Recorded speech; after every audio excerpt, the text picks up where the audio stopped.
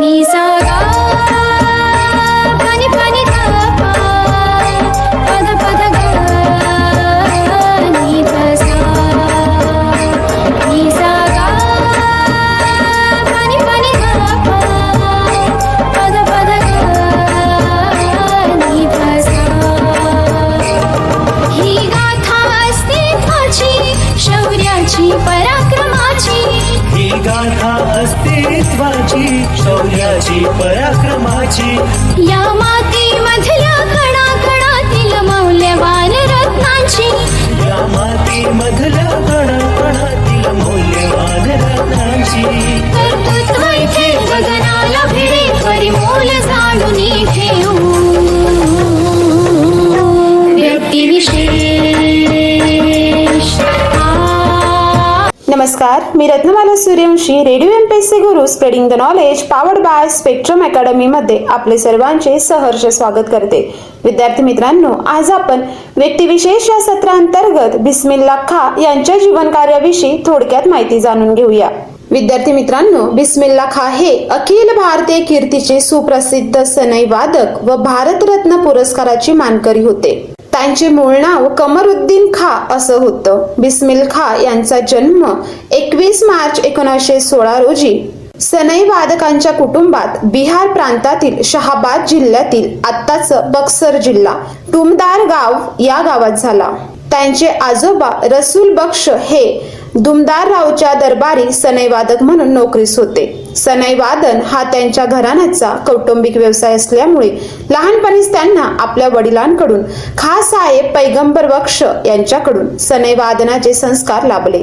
त्यांनी आपल्या मामांकडे खां साहेब अली बक्ष यांच्याकडे वयाच्या 6व्या वर्षापासून वाराणसी येथे सनई वादनाचे पद्धतशीर शिक्षण घेण्यास सुरुवात केली. तसेच विलायत हुसेन आणि सादिक अली यांच्याकडेही त्यांनी संगीताचे धडे घेतले. त्याचबरोबर आपल्या मामांबरोबर त्यांची साथ करण्यासाठी लग्नासारख्या उत्सव प्रसंगी तसेच संगीत संमेलनात ते जाऊ लागले.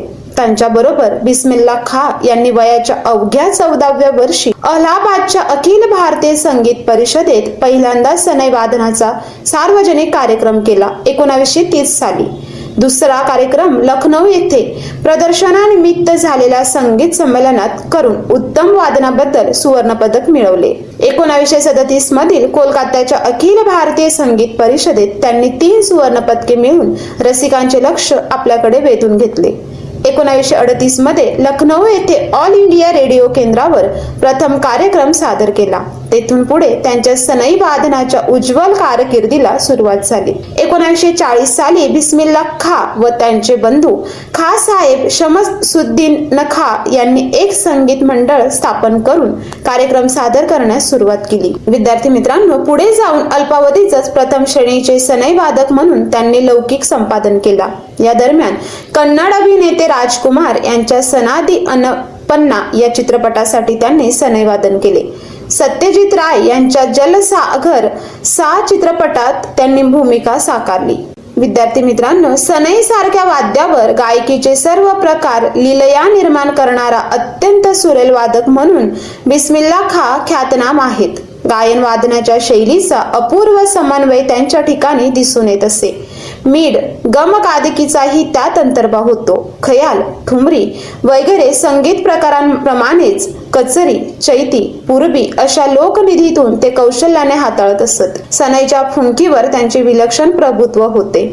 त्यामुळे त्यांचे वादन अत्यंत भावपूर्ण होत असे. लयीच्या साथीसाठी ते छड्यांनी वाजवले जाणारे खोरदक नावाचे वाद्य घेत असत. ते 1962 मध्ये अफगाणिस्तान व पाकिस्तान येथे गेले आणि 1964 मध्ये एडिनबरो संगीत महोत्सवात त्यांनी भाग घेतला. 1967 मध्ये ते अमेरिकेला गेले. तसेच इंटरनॅशनल म्युझिक काउन्सिलच्या निमंत्रणावरून त्यांनी युरोपचा दौरा केला. 1969 ते 1970 सालामध्ये. विद्यार्थी मित्रांनो, बिस्मिल्ला खां यांच्या असामान्य कलागुणांमुळे 1955 मध्ये त्यांना नॅशनल कल्चरल ऑर्गनायझेशन या राष्ट्रीय सांस्कृतिक संघटनेकडून अखिल भारतीय शहनाई चक्रवर्ती हा किताब मिळाला. 1956 मध्ये संगीत नाटक अकादमीतर्फे सन्मान लाभला आणि 1961 मध्ये भारत सरकारकडून पद्मश्री व 1968 मध्ये पद्मभूषण आणि 1980 मध्ये पद्मविभूषण या पुरस्कारांनी त्यांना गौरवण्यात आले. मध्य प्रदेश शासनाकडून तानसेन पुरस्काराने त्यांचा सन्मान करण्यात आला. रॉयल नेपाळ आर्ट अकॅडमी तर्फेही त्यांचा सर्वोच्च मान लाभला. 2001 मध्ये भारत सरकारने सनई वादनातील त्यांच्या अद्वितीय कामगिरीकरिता भारतरत्न या सर्वोच्च पुरस्काराने त्यांना गौरवले. विद्यार्थी मित्रांनो, बिस्मिल्ला खां यांनी सनई वादनाला बैठकीत स्वतंत्र प्रतिष्ठा प्राप्त करून दिली. त्यांनी सरोद वादक अहमद खलिया आणि सतार वादक रविशंकर यांच्यासोबत जुगलबंदीचे कार्यक्रमही सादर केले. सनई वादनामध्ये त्यांनी संगीत क्षेत्रात एकमाद्वितीय असे स्थान पटकावले. ते शिया मुसलमान असल्यामुळे त्यांच्या समाजातील काही लोकांचा त्यांना सुरुवातीस विरोध होता, पण तरीही त्यांनी नेटाने सनई वादनाची परंपरा कायम राखली व त्यात नवनवीन प्रयोग केले. विद्यार्थी मित्रांनो, भारताच्या पहिल्या स्वातंत्र्य दिनी सनई वादनाकरिता बिस्मिल्ला खां यांना पंतप्रधान जवाहरलाल नेहरू यांनी लाल किल्ल्यावर आमंत्रित केले होते. बिस्मिल्ला खां यांनी देश विदेशात अनेक ठिकाणी सनई वादनाचे कार्यक्रम केले. त्यांच्या सनई वादनाच्या ध्वनिमुद्रिका भारतात व परदेशातही अत्यंत लोकप्रिय आहेत. गुंज उठी शहनाई या हिंदी चित्रपटातील त्यांनी सनई वादनही फार लोकप्रिय ठरले. 1959 साली स्वदेश 2004 या हिंदी चित्रपटासाठी देखील त्यांनी सनई वादन केलेलं आहे. त्याचबरोबर ज्येष्ठ चिरंजीव सनई वादनात व कनिष्ठ चिरंजीव नाझीम तबला व सनई वादनात निपुण आहेत. विद्यार्थी मित्रांनो, बिस्मिल्ला खां यांच्या जीवनावर एक लघुपट आहे. डॉक्टर के प्रभाकर यांनी तो दिग्दर्शित केला आहे. विद्यार्थी मित्रांनो, बिस्मिल्ला खां हे विश्वनाथ मंदिरात स्थायी स्वरूपात शहनाई वादनाचे काम करायचे. उत्साहात बिस्मिल्ला खां काशीच्या बाबा विश्वनाथ मंदिरात जाऊन शहनाई तर वाजवायचेच, त्यासोबत गंगा नदीच्या किनाऱ्यावर बसून खूप रियाज करायचे. ते 5 वेळेचे नमाजी होते. बनारस सोडण्याच्या विचाराने सुद्धा ते व्यथित होऊन जायचे की आपल्याला गंगाजी आणि काशी विश्वनाथापासून दूर जावे लागेल, कारण ते यांच्यापासून दूर राहू शकत नव्हते. उस्ताद बिस्मिल्ला खां हे जात पात मनात नव्हते.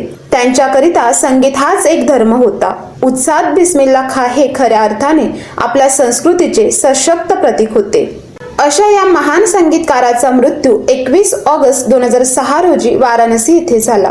विद्यार्थी मित्रांनो, अशा प्रकारे आता आपण व्यक्तिविशेषा सत्रांतर्गत बिस्मिल्ला खां यांच्या जीवन कार्याविषयी थोडक्यात जाणून घेतलं.